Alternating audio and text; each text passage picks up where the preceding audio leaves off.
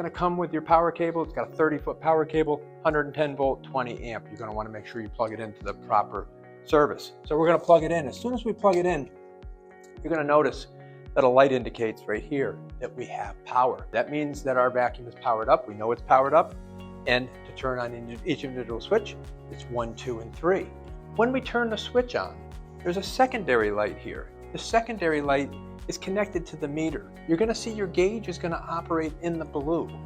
When the gauge starts going into the red, that's indicating that our filter is starting to get a little bit blocked. That means that we're going to want to shut down and we're going to want to do some service. And what that service is we're going to want to shake the filter to make sure that we get that gauge to come back down.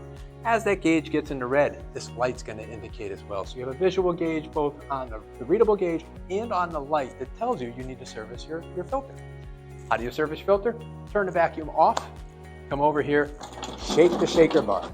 Once you shake the shaker bar, that's going to drop the dust off. Remember, your vacuum needs to be off while you're doing that. You want to make sure that you never shake the filter with the vacuum running, because all that negative air that's being created for the vacuum wouldn't allow the dust to fall off the filter. We want that dust off the filter. So turn the vacuum off, let it come to rest, shake the shaker bar, then release the dust.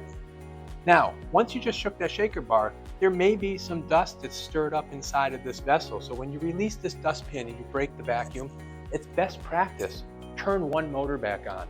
When you turn one motor back on, that's going to create some airflow in there, and it's going to take that cloud that you just shook off the filter, and it's going to suck it up against the filter so it doesn't escape the machine while you're empty. You can turn all 3 motors on, it's not going to do any damage. Just make sure you release the dustpan first, otherwise you'll never get the dustpan off if the vacuum's on.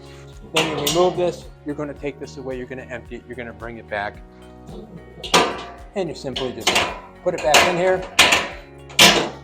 step it back on, and you're back together.